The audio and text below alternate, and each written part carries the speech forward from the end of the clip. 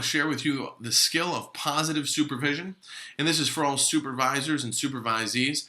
I ask that you watch this together maybe, or forward it to them. I think this is useful. It's positive supervision. I mean it in the sense that it's intentionally designed to help increase what I want to see grow in the practice of my clinician, or in my agency, or in my company, or in my workplace, or on my work team. I do not want to focus on what's wrong. Most traditional supervisions are about, what's wrong. Where is this person struggling so we can fix it? How can I, get them to do this better because they're screwing up or whatever? And it's very deficit funded, focused. And it creates anxiety and leads to lots and lots of burnout in clinical work, and probably all forms of work for that matter. So the first step in positive supervision is to identify and help the clinician that you're seeing, whether it's one or a group, spend the first 10 minutes talking about what's working in their practice. Where were they at their best? What do their clients like about them most? Ask them about what's working.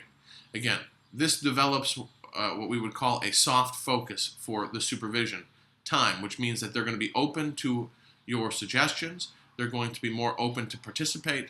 And both you, the supervisor, or the supervisee will be more relaxed.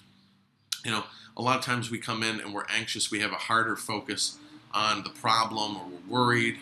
People are worried about being criticized or judged.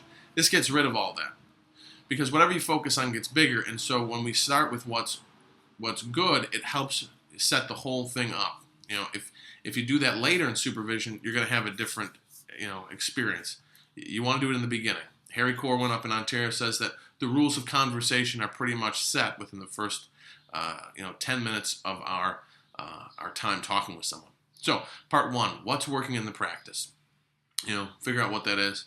Part two, asking the supervisee, what is your best hope in our supervision today? What is it that you'd find most useful, beneficial to you to do during our time? And this creates, this teaches the clinician to think about what to bring to supervision. It opens the door to conversations. It also allows them some freedom and control over setting the agenda for our supervision time, so that they don't feel like that they're a lesser person. It is a collaboration. It is not it's not control. So we want to keep that relationship. It doesn't mean myself as the supervisor that I don't have an agenda. It just means I'm not going to make that primary.